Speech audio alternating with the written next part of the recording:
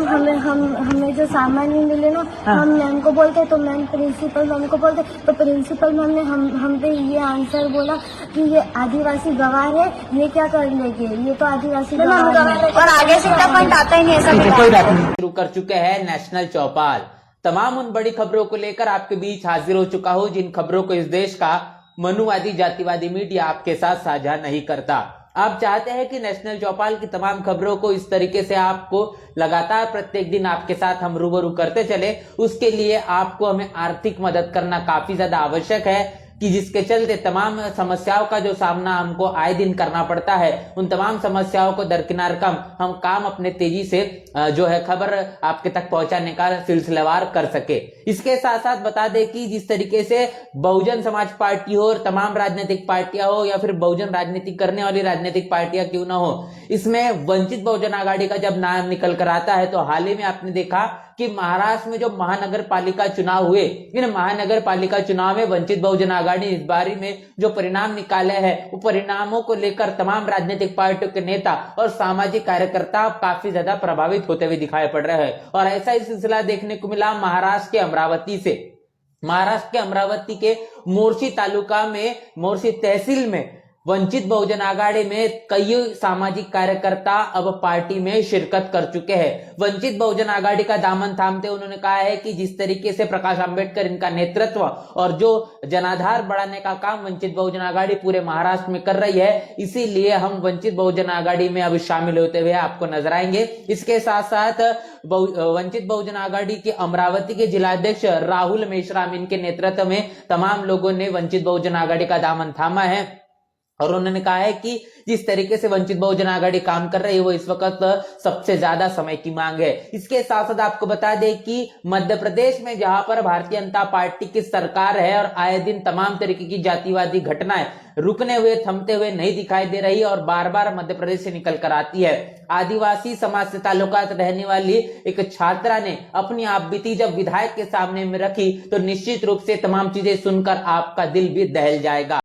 Ma'am अगर अभी आपने प्रिंसिपल मैम को नहीं निकाला ना और टीचर्स ने हमारी वीडियो बनाई थी ना, प्रिंसिपल मैम खुद के प्रिंसिपल ऑफिस रूम में बुलाकर अभी दीदियों को उन्हें चिल्लाया था और वो दीदियाँ उनकी टारगेट में हो गई। कोई टारगेट में नहीं होगा, कोई चिल्लाएगा भी नहीं। प्रिंसिपल मैम को अभी मैं सबके सामने बोल रही हूँ, प्रिंसिपल मैम आपसे बहुत अच्छे से बात करें। मेरी बात सुनो इधर आओ, है ना तो किसी को टीसी मिलेगी, ना कोई टारगेट करेगा, ना कोई हमारा रिजल्ट बिगाड़ पाएगा। और मैम हमें जो सामान नहीं मिले ना, हम मैम को बोलते तो मैम प्रिंसिपल मैम को बोलते तो प्रिंसिपल मैम ने हम पे ये आंसर बोला कि ये आदिवासी गवार है, ये क्या कर लेंगे, ये तो आदिवासी गवार है और आगे से इतना पॉइंट आता ही नहीं ऐसा। कोई बात नहीं। देखो अब अभी हम लोग है ना सिर पर आपकी समस्या सुन लेना। अब हमारे बिल्कुल परीक्षा पास में आएगा तो हम परीक्षा की बात करें।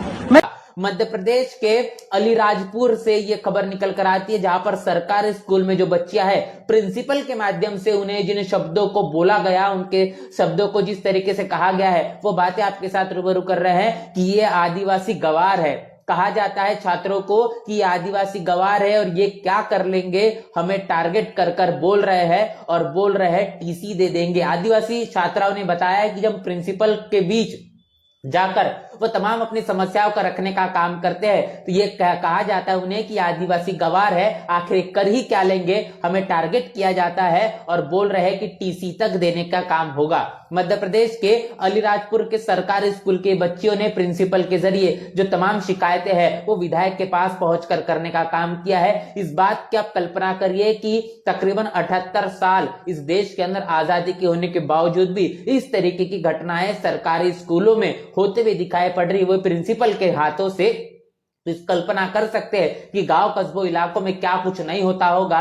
ऐसे में सरकारी स्कूलों में प्रिंसिपल जो खुद शिक्षा देने का जिनका काम है, जिन्हें ये बताना है कि कैसे इस देश के नागरिकों को बनाया जाए, आखिर वो इस तरीके की मानसिकता रखते होंगे तो देश के नागरिक जिस तरीके से तैयार होने की बात करें, क्या बेहतर बन पाएंगे या फिर नहीं, ये बड़ा सवाल बना हुआ है। तो इस मसले को लेकर इस वक्त सोशल मीडिया पर काफी ज्यादा वीडियो वायरल है। ऐसे में आपको बता दें कि डॉक्टर रोहिणी घावरी इन्होंने अपना फिर एक बार एक वीडियो जारी किया है। इस वीडियो में उन्होंने बार बार चंद्रशेखर आजाद पर तमाम तरीके के आरोपों के चलते फिर एक बार एक नया खुलासा किया है। उन्होंने बताया है कि चंद्रशेखर आजाद इनके ताल्लुकात कैसे अमित शाह और भारतीय जनता पार्टी के साथ जुड़े हुए हैं। उन्होंने कहा है कि दलितों का नेता नहीं तो बीजेपी का गुलाम है। चंद्रशेखर आजाद पर सीधा निशाना बोलते हुए उनका यह कहना है कि भारतीय जनता पार्टी का गुलाम अगर कोई है वो दलित नेता चंद्रशेखर आजाद है।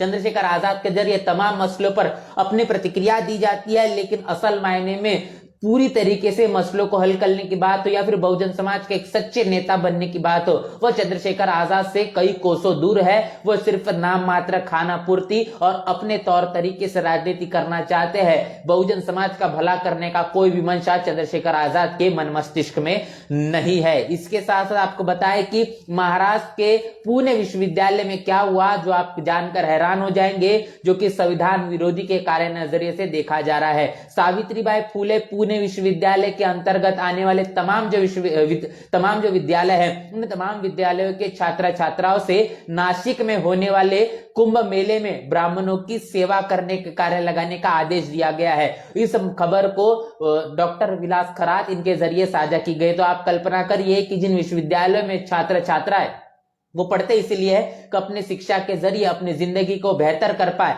लेकिन कुंभ मेले में ब्राह्मणों की सेवा कराने के जरिए आदेश जो दिया जाता है, इसकी आप कल्पना करिए कि मनुवाद किस तरीके से लोगों के घर और उनके मन मस्तिष्क में असर करने के लिए एक खास जाति समुदाय की सेवा करने का जो काम पर लगाने का जिम्मा जो छात्र छात्राओं के कांधे पर दिया गया है। आखिर देश को किस नजरिए से किस रास्ते पर ले जाना चाहते, इस वक्त सबसे बड़ा सवाल है। अब आपको बता दें कि जातिवादी मनुवादी सोच अब लोगों के मन मस्तिष्क में नहीं तो रगों में दौड़ती है। इसका जीता जागता सबूत इस देश के अंदर बहुजन समाज की सबसे बड़ी नेता, जिन्हें आयरन लेडी कहा जाता है, ऐसी बहुजन समाज पार्टी के राष्ट्रीय अध्यक्ष बहन मायावती पर अभद्र टिप्पणियां की जाती है और उनके नामों को लेकर तमाम तरीके गानों को बनाने का काम किया जाता है। और ऐसा ही गाना इस वक्त सोशल मीडिया पर काफी ज्यादा वायरल है, जिसको लेकर इस वक्त FIR भी हो चुकी है।